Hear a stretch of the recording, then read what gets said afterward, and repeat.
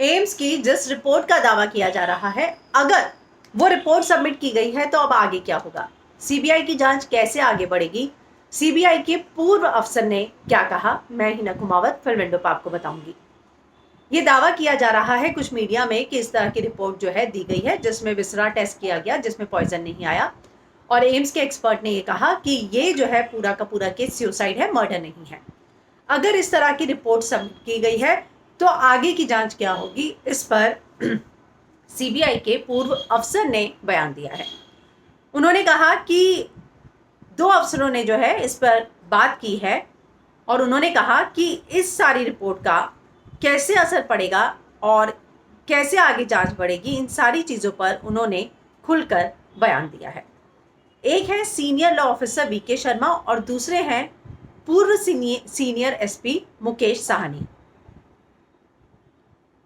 CBI के पूर्व senior law officer V K Sharma के मुताबिक इंडियन एविडेंट एक्ट के सेक्शन 45 के अनुसार एक्सपर्ट की ओपिनियन रेलेवेंट है, उसे कोर्ट में स्वीकार किया जा सकता है।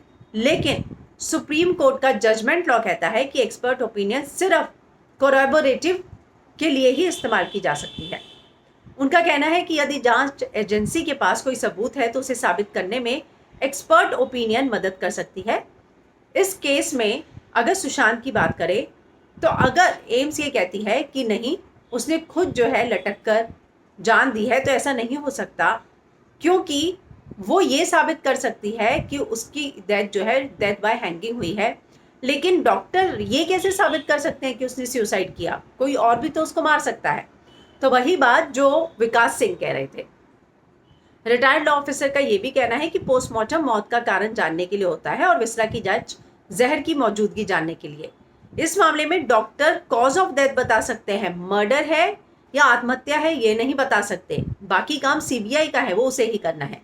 तो अगर एम्स की रिपोर्ट ये कहती है कि डेथ बाय हैंगिंग है तो वो समझ में आता है कि ठीक है, आपने बोला कि डेथ बाय हैंगिंग है, हो सकता है कि किसी ने उसे लटकाया हो, क्योंकि मर्डर है ये बात का दावा जो है परिवार कर रहा है। तो वही विकास सिंह ने कहा था कि ज़्यादा से ज़्यादा एम्स की रिपोर्ट ये बता सकती थी कि ये डेथ बाय हैंगिंग है, वो ये नहीं बता सकती कि ये मर्डर है या सुसाइड है। और वही जो रिटायर्ड लॉ ऑफिसर हैं सीबीआई के, उनका भी यही कहना है। लेकिन क्या इस पूरी रिपोर्ट का जांच पर असर पड़ेगा? तो उनका कहना है, जो मुकेश साहनी है पूर्व सीबीआई के एसएसपी, उन्होंने कहा जांच का दायरा बहुत बड़ा होता है। जांच टीम ने क्या क्या सबूत जुटाए हैं इस पर निर्भर करेगा कि जांच किस दिशा में आगे बढ़ेगी। एम्स की रिपोर्ट सहायक दस्तावेज है, लेकिन इसका ज्यादा महत्व नहीं है। उन्होंने ये भी कहा कि डॉक्टर की ओपिनियन एविडेंस और डायरेक्ट एविडेंस में यदि कोई विरोधाभास है तो कोर्ट जो है डायरेक्ट एविडेंस को महत्व देती है, ओपिनियन एविडेंस को नहीं। और यहाँ पर एम्स की जो एविडेंस है वो ओपिनियन एविडेंस है, डायरेक्ट एविडेंस नहीं है। एम्स के डॉक्टरों की बयानबाजी के केस पर क्या असर पड़ेगा, इस पर उनका ये भी कहना है कि सीबीआई जांच चल रही है, ऐसे में किसी भी तरह की बयानबाजी जांच को प्रभावित कर सकती है। जांच एजेंसी को उसका काम करने देना चाहिए, ये सबसे ज़्यादा ज़रूरी है।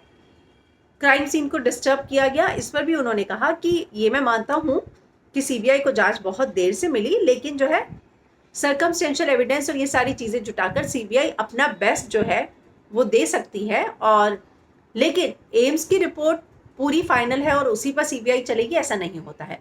तो ये दो रिटायर्ड अफसर हैं सीबीआई के, उनका ये कहना है कि एम्स की रिपोर्ट जो है वो ओपिनियन एविडेंस है, डायरेक्ट एविडेंस नहीं है। और इतना ही नहीं, उनका ये भी कहना है कि इस पूरी रिपोर्ट का जो है ज़्यादा असर नहीं पड़ेगा। और जो विकास सिंह का कहना था कि डॉक्टर ये बता सकते थे कि डेथ बाय हैंगिंग है, लेकिन ये नहीं बता सकते कि वो मर्डर है या सुसाइड है, तो वही पॉइंट जो है सीबीआई के पूर्व अफसर ने भी उठाया है।